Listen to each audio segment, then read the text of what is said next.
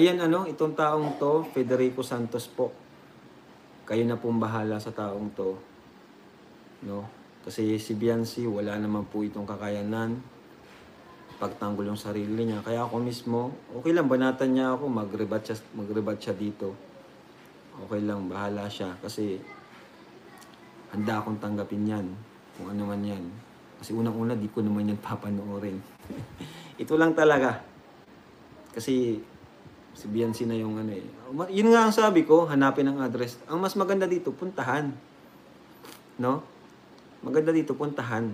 Kasi pag napunta mo to, tinan mo, ang bait nito. Pag nakita nyo sa personal.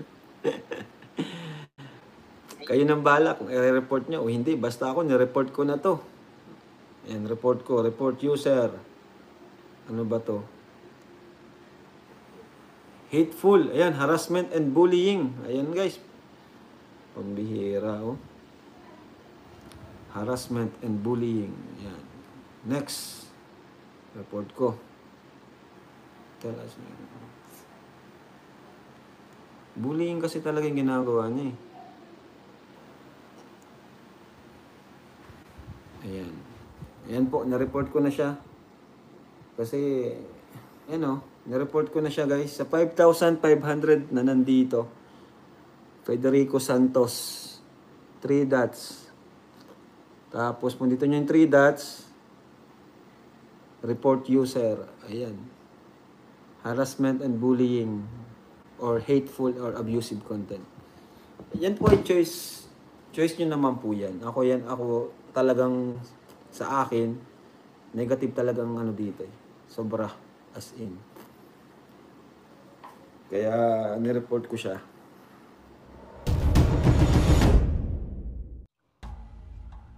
Kamusta mga kalingap, mga kadonis? Nakita nyo at napanood natin ito pong live ng aking kakambal na si Kalingap Rab patungkol dito kay Tatay Pedring, kay Lolo Pedring. Hindi na nakatiis si Kalingap Rab. Sa totoo lang, nag-uusap nga kami na huwag nang pansinin itong si Tatay Pedring sapagkat matagal na po itong namayapa. Ibig kong sabihin, namamayapa yung kanyang views na talagang bagsak na kabaligtaran dun sa sinasabi nilang ang Kalingap daw ang bumabagsak, wherein kabaligtaran ang nangyayari. Nananatiling matatagang Kalingap sa kabila ng kanilang mga pinupukol na mga dumi na sa kanila mismo nanggaling.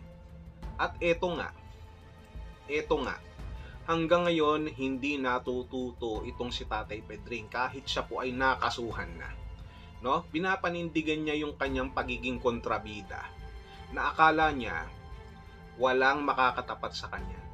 Na akala niya pinaka-importante sa mundong ito yung maipakita niya yung kanyang pagiging matapang na wala sa lugar.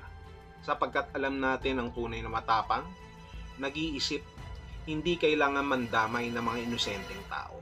At alam kung kailan tatahimik. Pero itong si Tatay Pedring mukhang nainggit kay Brother Jose. Sapagkat sa ilang mga linggo, ilang mga araw na si Brother Jose ang atin pong pinupulutan at tinuturuan ng leksyon, sa tingin ko nagseselos talaga tong si Pedring.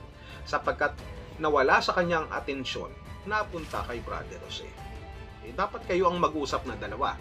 Total ay pare-parehas kayong nag-aagawan sa trono ng impyerno. Diba, Tatay Pedring?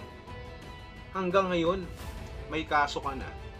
Binubuli mo pa rin itong si Biancy na wala namang ginagawang kasalanan sa iyo. Pinapalampas na ng ibang mga personalidad dito sa Kalingap, pero hindi ka pa rin tumitigil. Hindi ka pa rin natututo. Ano ba? Wala ka bang anak? Kung sa anak mo gawin yan, magugustuhan mo kaya?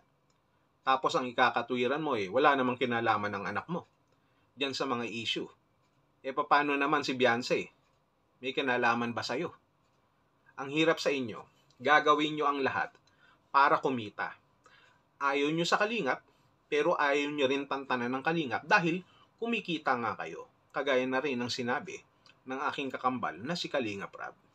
O ngayon, napansin ka ni Kalingap Rab? Di ba yan ang gusto mo? para mapansin ka at kahit papano ay mapag-usapan ka at kahit papano ay ikaw ay magkaroon ng views. Views na naman. Na idinideny mo na hindi mo kailangan ng views, ng revenue. Pero ang totoo, kailangan mo. In-apply mo eh. Nakabukas pa ang monetization mo. Diba? Yung mga ganyang klaseng plastic na tao, pag nasunog talaga, mabaho. Lalo na kapag kayo ay nasa impyerno na. Tatay Pedring, itong live ni Kalinga Prab, hindi ibig sabihin nun na magaling ka kaya ka napansin. Napansin ka sapagkat kailangan nang itigil mo yung iyong mga maling ginagawa. Ngayon, nai-report ka. Marami pang magre-report sa iyo. I-report ang channel mo at sayang ang pinagpaguran mo at pinagpuyatan mo at pinaglakihan mo ng mata ng madaling araw sa kaka-live, no? Na hinihinto mo ang iyong pananahi, no? Na panay ang iyong ihi, dahil sa pag-ising at pagla-live, mababaliwala ang lahat ng yan. Dahil na rin sa panunulsol ng mga kasamahan mong mga walang utak. Sila Joel Salcedo na advisor mo na isa pang walang utak, no? Sila Reyna's Community, sila Rowan Name, at kung sino-sino pa sa mga grupo mo na mga reactors na mga walang silbi. At feeling mo, ikaw pa ang pinakamagaling sa kanila. Kaya kinukuha mo na naman yung limelight dito kay Brother Jose. At baka gusto mong maisama pa sa Blue Ibon Committee. At baka gusto mo rin gawan ka pa ng kanta. Anong kanta ang gusto mong gawin ko sa'yo? Wala. Sapagkat wala kang kwenta. Ngayon dito, hindi na nakatiis si Kalinga Prab. Inilive ka na. Hindi dahil sa sikat ka, kung hindi dapat mong matutunan yan. At itong paglalive ni Kalinga Prab, sa kanyang ginawa sa'yo, sa pagre-report sa'yo, at gagawin pang mass reporting, baka sabihin nyo na naman dahil hindi ako kinaya, kaya kailangan ng mass reporting. Hindi kinaya si Federico, kaya inireport na lang. Hindi sila marunong lumaban ng patas. Ganun? Ganun ba yung tingin mo doon? Parang hindi. Hindi naman. Maling-mali ka. Ganun lang ang ginagawa talaga kapag ang isang tao na sumisira sa'yo ay wala na sa katinuan. Ay lumalampas na sa kanyang limitasyon. Kumbaga sa batas, hindi pa pwedeng there's always absolute freedom or freedom of speech. Absolute freedom of speech. Laging meron tayong pananagutan at hangganan. Sapagkat kung hindi natin bibigyan ng hangganan yan, iisipin natin na tama lahat ang ating ginagawa. Na napakagaling natin. That we are untouchable. Hindi ganun yun. Kaya nga ginagawa ang batas para mayroong hangganan. Para hindi tayo umaabuso at hindi tayo lumalampas. Ganun yun. Kaya, Federico, huwag kang tatanga-tanga. Yung ginawa sa'yo ngayon ni Kalinga Prab na inireport ka, umpisa na yan. Kaya kung ako sa'yo, magpakabait ka na. Huwag mo nang dinadamay si Beyonce na walang kinalaman sa'yo. Huwag mo nang pinoprovoke itong mga EDSI supporters na ito. Sapagkat wala namang kwenta yung ginagawa mo. Makakalimutan ka dito sa social media. Kung maaalala ka man, maalala nila yung mga katarantaduhan na pinaggagawa mo. At yan ang gusto mong ipamana sa anak mo, sa pamilya mo. Yan ang gusto mong maging legacy dito sa social media. Hindi siguro. Baka natatandaan mo, ang sinasabi niyong pinaglalaban niyo lang ay si Reyna, na wala namang umaapi kay Reyna, na tumitira talaga kay Reyna. Yung mga kasamahan niyo lang yun. Yung mga kasamahan niyo.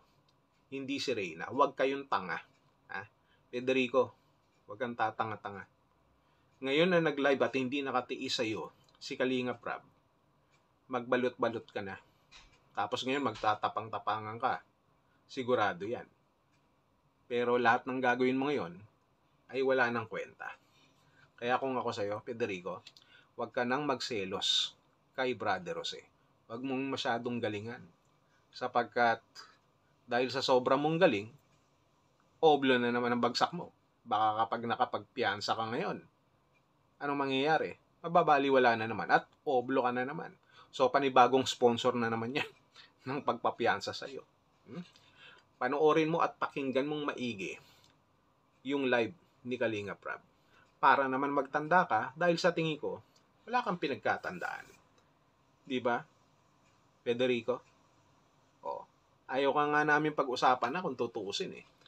No? Dahil wala na namang saysay pa. Pero dahil nagsalita, ito pong aming boss, ito pong aking kakambalan si Kalinga Prab, magsasalita rin kami kahit papaano.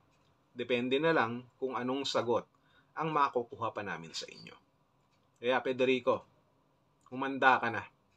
Hanggat may channel ka pa, magsalita ka na.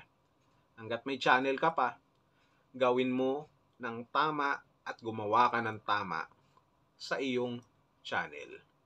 Be a good influencer. Ayos ba, Federico? Lagot ka ngayon. Lagot.